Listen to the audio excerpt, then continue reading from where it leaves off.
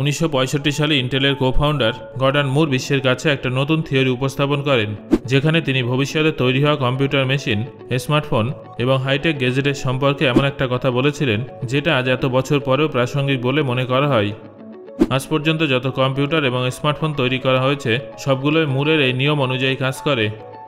মুরের মতো electronic gadget অর্থাৎ কম্পিউটারে ব্যবহার হওয়া ট্রানজিস্টর, যেটা দ্রুত প্রসেসিংয়ের জন্য গুরুত্বপূর্ণ, সেটা প্রত্যেক 2 বছর অন্তর তার নির্ধারিত সীমা থেকে দ্বিগুণ হয়ে যায়, যার ফলে পরবর্তী সময়ে আসা নতুন কম্পিউটার যেগুলো আগের তুলনায় দ্বিগুণ ট্রানজিস্টর ব্যবহার করে সেগুলো আগের কম্পিউটার মেশিনের তুলনায় অনেক দ্রুত গতিতে প্রসেসিং করে।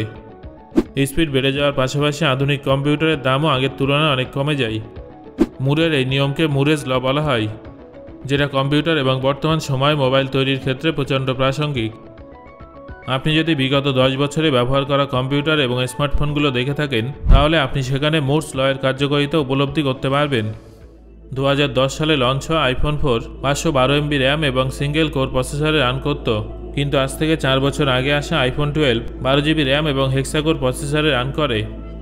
মাত্র 10 বছরের ব্যবধানে আইফোন 8 গুণ বেশি র্যাম এবং হেক্সাকোরে সুপারফাস্ট প্রসেসিংয়ের সঙ্গে অনেকটাই বদলে গেছে। বর্তমানে আইফোনের ফিচার আরও উন্নত হয়েছে, যেখানে 8 GB র্যাম পাওয়া যায়। কম্পিউটারের কথা বললে 10 বছর আগে আসা Intel core 2 duo processor 4 GB র্যামকে একটা হাই এন্ড কম্পিউটার বলে মনে করা হতো, কিন্তু বর্তমান সময়ে ইন্টেল i9 এবং 32 GB র্যামের কম্বিনেশন যুক্ত কম্পিউটারকে হাই এন্ড কম্পিউটার বলে মনে করা হয়।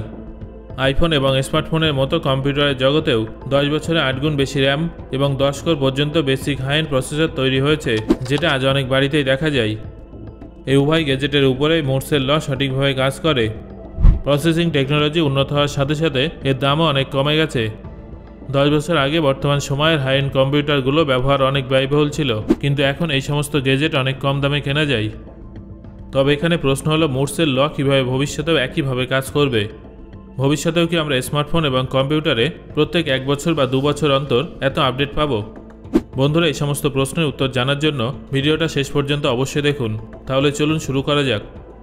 কম্পিউটার এবং স্মার্টফোন প্রত্যেক বছর ক্রমাগত আপডেট হতে থাকে। উন্নত ইন্টিগ্রেটেড সার্কিট এবং তার মধ্যে থাকা লক্ষ লক্ষ ট্রানজিস্টরের সাহায্যে এই সমস্ত গ্যাজেট অনেক শক্তিশালী হয়ে ওঠে। কিন্তু আপনারা কি জানেন, এই ইন্টিগ্রেটেড সার্কিট এবং ট্রানজিস্টরেরও একটা লিমিট আছে। এগুলোকে কখনোই তার থেকে ছোট বানানো সম্ভব নয়। ইন্টেলের বানানো প্রসেসরে 14 ন্যানোমিটারের সিলিকন ট্রানজিস্টর ব্যবহার করা হয়, যেটা আপনার ডিএনএ মলিকিউলের তুলনায় 14 গুণ চওড়া। যদি এই আকারটাকে 1 সেন্টিমিটারের সঙ্গে তুলনা করা হয়, তাহলে আপনি 1 সেন্টিমিটার লাইনে 14 ন্যানোমিটারের 7 লক্ষ ট্রানজিস্টর ফিট করতে পারবেন। তাহলে বুঝলেন তো যে একটা ট্রানজিস্টর কতটা ছোট হয়। তবে বর্তমানে বিজ্ঞানীদের মতে আমরা খুব শীঘ্রই সেই লিমিটে পৌঁছে যাব, যখন ট্রানজিস্টরের আকার অ্যাটমিক লেভেলে চলে আসবে এবং আমরা চাইলেও তার তুলনায় ছোট ট্রানজিস্টর বানাতে পারবো না। বর্তমানে ব্যবহৃত হওয়া ট্রানজিস্টরের আকার 70টা সিলিকন অ্যাটমের সমান। অন্যদিকে সিলিকন অ্যাটমের সাইজ 0.2 ন্যানোমিটার। এই বিষয়টা থেকে আপনারা নিশ্চয়ই বুঝতে পারছেন যে আমরা 14 ন্যানোমিটারের ট্রানজিস্টরকে খুব বেশি ছোট করলেও সেটাকে 0.2 ন্যানোমিটারের তুলনায় কখনোই ছোট করতে পারবো না। এটা ট্রানজিস্টরের ফান্ডামেন্টাল লিমিট, যেটাকে আমরা আগামী 10 থেকে 20 বছরে ধরে নিতে পারবো। তবে তারপর আমরা এর থেকে ছোট এবং ফাস্ট কম্পিউটার ও মোবাইল ফোন তৈরি করতে পারবো না। আমাদের গ্যাজেট এই ফান্ডামেন্টাল লিমিটে পৌঁছে গেলেও টেকনোলজিকে আপগ্রেড করার ক্ষেত্রে বিজ্ঞানীরাও কিন্তু একেবারে পিছিয়ে থাকবে না। ট্রানজিস্টরকে এর থেকে ছোট করা সম্ভব নয়, তবে এর মধ্যে উপস্থিত ইলেকট্রন পার্টিকেলকে যদি ফোটন পার্টিকেলে বদলে ফেলা যায়, তাহলে আপনি এই ছোট ট্রানজিস্টর থেকে তৈরি গ্যাজেট 20% ফাস্ট প্রসেসিং করতে পারবেন। ইলেকট্রনের তুলনায় ফোটন দ্রুত মুভ করে। এই অবস্থায় যদি বিজ্ঞানীরা ফোটনিক চিপ তৈরি করে, তাহলে ভবিষ্যতে আমাদের ট্রানজিস্টরের আকারের জন্য চিন্তা করতে হবে না। যদিও বর্তমান সময়ে এই ধরনের চিপ বানানো খুব কঠিন, কিন্তু যদি এটা তৈরি হয়ে যায়, তাহলে ভবিষ্যতে আপনারা লাইট বেস ল্যাপটপ অথবা স্মার্টফোন দেখতে পাবেন, যেটা বর্তমান সময়ে স্মার্টফোন এবং ল্যাপটপের থেকেও 1000 গুণ বেশি ফাস্ট এবং শক্তিশালী হবে। বন্ধুরা, আপনি যদি ভেবে থাকেন যে শুধুমাত্র স্মার্টফোন এবং কম্পিউটারের হার্ডওয়্যারেরই ফান্ডামেন্টাল লিমিট থাকে, তাহলে আপনি হয়তো এটা জানেন না যে আপনার কম্পিউটার এবং স্মার্টফোনের আসল প্রাণ হলো ডেটা ছাড়া আপনি আপনার গ্যাজেটে পছন্দ মতো কোনো কাজও করতে পারবেন না, কোনো অ্যাক্টিভিটিও করতে পারবেন না।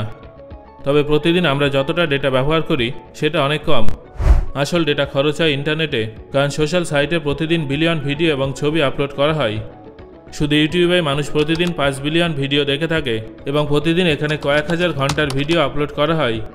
ইউটিউবকে বাদ দিয়ে সম্পূর্ণ ইন্টারনেটের দিকে তাকালে এখানে প্রতিদিন 2.5 বিলিয়ন টিবি ডেটা ক্রিয়েট হয়। অর্থাৎ পৃথিবীর 7.5 বিলিয়ন মানুষ প্রত্যেক সেকেন্ডে 2 MB ডেটা নিজের অনিচ্ছায় ইন্টারনেটে স্টোর করে। ধীরে ধীরে এই ডেটার খরচ আরও বাড়তে চলেছে, যেটা স্টোর করা অনেক কঠিন ব্যাপার হয়ে দাঁড়াবে। বর্তমানে 1 বিট ডেটা স্টোর করতে 12 অ্যাটম খরচ হয়। এইভাবে দেখলে সম্পূর্ণ পৃথিবীতে যতটা ডেটা আছে সেটা প্রায় 10⁻21 বিটস। এই ডেটা পৃথিবীর যেখানে স্টোর হয় অ্যাটমের সংখ্যা কমিয়ে দেয়। গত 10 বছরে আমরা এই পৃথিবীতে আজ ব্যবহৃত হওয়া 90% ডেটা তৈরি করেছি। আমরা যত আধুনিক হব এবং আমাদের গ্যাজেট যত ফাস্ট প্রসেসিং করবে তত বেশি ডেটা খরচ হবে। বিজ্ঞানীদের গবেষণা অনুযায়ী পৃথিবীতে যদি প্রতি বছর 20% ডেটা গ্রোথ হয়, তাহলে আজ থেকে 300 বছর পর আমাদের কাছে এত বিশাল পরিমাণ ডেটা থাকবে যে গোটা পৃথিবীতে কোথাও সেই ডেটা স্টোর করার জায়গা থাকবে না। সম্পূর্ণ পৃথিবী 10⁻50 অ্যাটম দ্বারা তৈরি, অর্থাৎ একের পেছনে 50টা শূন্য বসালে যত হয় তত অ্যাটম। আর যে স্পিডে মানুষ একটানা ডেটা কনজিউম করছে, সেই হিসেবে 2350 সাল পর্যন্ত এত ডেটা তৈরি হবে যে সেটা স্টোর করার জন্য আমাদের পৃথিবীর তুলনায় বেশি অ্যাটমের প্রয়োজন হবে, যেটা পূরণ করা অনেক চ্যালেঞ্জিং একটা ব্যাপার হবে। তবে শুধুমাত্র ডেটা স্টোর করাটাই যে সমস্যার কারণ হবে তা কিন্তু নয়, এর ওজন নিয়েও সমস্যা হবে।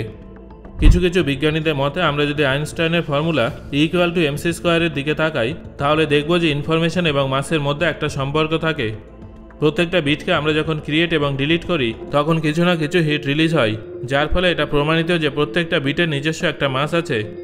আইনস্টাইনের এই ফর্মুলা অনুযায়ী একটা ডেটার ভর একটা ইলেকট্রনের থেকেও 10 লক্ষ গুণ কম হয়ে থাকে। ইলেকট্রন এই ব্রহ্মাণ্ডের সবথেকে হালকা পার্টিকেল, আর ডেটা তার থেকেও হালকা হয়ে থাকে। আজ থেকে কয়েক বছর আগের হিসেব অনুযায়ী প্রত্যেক বছর আমাদের দ্বারা যে পরিমাণ ডেটা খরচ হয় তার ভর একটা ব্যাকটেরিয়ার থেকেও কম। কিন্তু ডেটার ডিমান্ড যেভাবে বেড়ে চলেছে তাতে প্রত্যেক বছর ডেটায় যদি 20% গ্রোথ হয়, তাহলে আজ থেকে 500 বছর পর এই ডেটার ভর অর্ধেক পৃথিবীর সমান হয়ে যাবে। আর এই পরিমাণটা যদি 20%-এর পরিবর্তে 50% হয়, তাহলে 2245 সালের মধ্যে আমাদের অর্ধেক গ্রহ ডিজিটাল ডেটায় বদলে যাবে। আমরা যদি এই ব্যাপারে কোনো পদক্ষেপ গ্রহণ না করি, তাহলে এই ডেটা একদিন আমাদের কাছে বিপদ হয়ে উঠতে পারে। সো বন্ধুরা, এই ভিডিওটা আপনার কেমন লাগলো এবং এই বিষয়টা সম্পর্কে আপনি কি আগে থেকে জানতেন, সেটা অবশ্যই আমাকে কমেন্ট করে জানান। ধন্যবাদ।